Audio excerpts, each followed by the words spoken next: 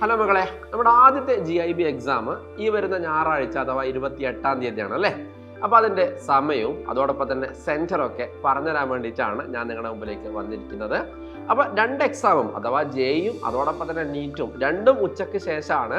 അപ്പോൾ ജെ ആണെങ്കിൽ നമ്മുടെ ഒറിജിനൽ ജെ പോലെ 3 മണിക്കൂറായിരിക്കും പരീക്ഷ ഉണ്ടാവുക, 2 മണി മുതൽ 5 മണി വരെ അല്ലേ.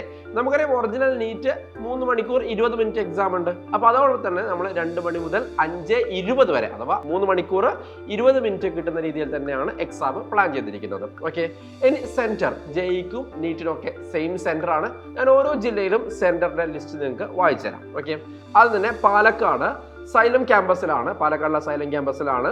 അതോടൊപ്പം തന്നെ എറണാകുളത്താണെങ്കിൽ മാതാനഗർ പബ്ലിക് സ്കൂൾ കടവന്ത്ര, കൊല്ലത്താണെങ്കിൽ ഫാത്തിമ മാത നാഷണൽ കോളേജ് കൊല്ലം, ആലപ്പുഴയിൽ SDV boys higher secondary school, പിന്നെ തൃശ്ശൂർ സാക്രഡ് ഹേർട്ട് CGHSS, പിന്നീട് കോട്ടയത്ത് Girideepam Bethany central school, Kasaragod Iqbal higher secondary school Kanhangad, ഇടുക്കിയിൽ saint George higher secondary school Kattappana, മലപ്പുറത്ത് presentation higher secondary school Perinthalmanna Malappuram, Kozhikode GGVHSS Nadakkavu, Kannur 2 സ്ഥലങ്ങളിലായിട്ടാണ് എക്സാം നടക്കുന്നത്.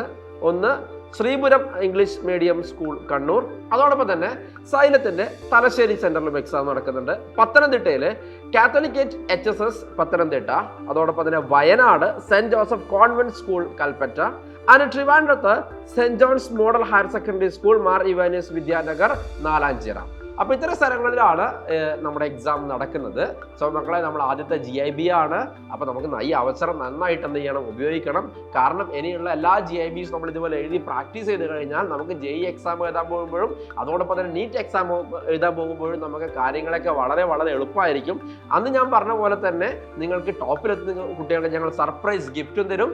സോ ഇനിയും രജിസ്റ്റർ ചെയ്യാൻ ബാക്കിയുള്ള കുട്ടികളുണ്ടെങ്കിൽ പെട്ടെന്ന് തന്നെ രജിസ്റ്റർ ചെയ്യുക, എന്നിട്ട് അടിപൊളിയായിട്ട് പഠിച്ചിട്ട് എക്സാം എഴുതാം. ബൈ.